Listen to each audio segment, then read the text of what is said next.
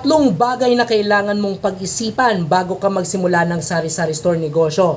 Halika, watch till the end of the video. Yes, sa mga nagpaplano mag-open ng sari-sari store negosyo yan, hindi siya madali. Pero kayang-kaya, laban lang. So here are 3 things na kailangan mong malaman no? Number 1 is mag-subscribe kayo. Mali, joke lang pero pwede ding totoohin.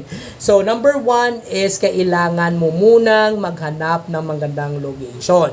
So sa location wise, you have to make sure na yung location na to is marami talaga yung tao.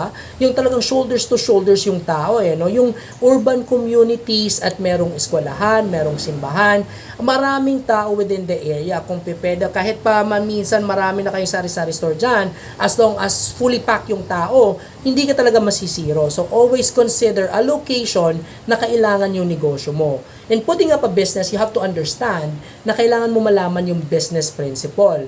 What's in it sa area na pwede mong i-alay, okay? Ano pa yung pwede mong i-offer sa area na yan na wala pa sa kanila upang maging successful ka sa negosyo pag tinayo mo dyan. So for example, pag marami na kayong sari-sari store negosyo, ano pa ba yung naiisipan mo? Pwede mong i-hybrid yung negosyo mo no? Sari-sari store plus ukay-ukay, sari-sari store plus karinderya, depende yan sa need. If gusto ng tao sa area mo magpakape ka kasi maraming tricycle driver, gawin mo yan. So always think of the location first bago ka magsimula ng negosyo. The second thing na kailangan mong pag-isipan is investment capital. Yung puhunan mo. Siguraduhin mong sakto ang puhunan mo sa itatayo mong negosyo. You have to consider the rent. Kailangan maliit yung rent mo. Nasa 5 to 7% lang ng expected average monthly sales na gagawin mo sa feasibility study. So yung rent mo kailangan mababa lang. Kasi pag malaki yung rent mo, mawawala na yung profit mo at napupunta lang sa landlord. Secondly, you have to consider also the other expenses. Kung kailangan mo pa bang mag-construction, and ano yung mga items na i-carry mo. Gaano ba karami yung i-carry mo. Kailangan mo rin i-consider yung mga materials. For example, refrigerator, yung mga furnishing items, yung mga upuan, refrigerator, yung mga standees, ganito, yung mga pasabit, lahat ng yan, electric pan, at kung ano-ano pa na kailangan mo sa tindahan, isama mo yan sa puhunan na nire-register mo at kailangan mag-prepare ka ng pera para dyan. So, pag nagpe-prepare ka ng puhunan, sabihin mo, 50,000 lahat, okay na yan. Hindi. Kailangan magtalaga ka rin ng kahit 30 to 40% na sinasabi kong floating capital. Ano ba yung floating capital? Ito po yung pera na hindi mo siya itatouch.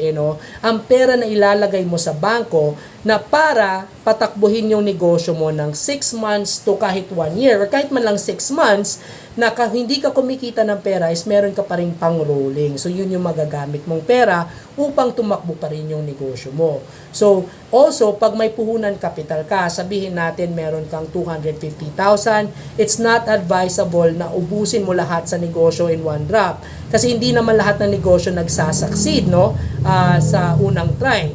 Mostly 95% babagsak yan. So ang kailangan is gamitin mo lang muna yung kalahati niyan. Sabihin natin ilang percent lang 50 to 70% lang ng puhunan mo. Yung iba i-keep mo muna. And lastly, before that is if you like my videos, smash naman ng like or heart button, paki-share this with your friends para marami tayong matulungan, and also i-favorite na rin and comment kayo if agree or disagree.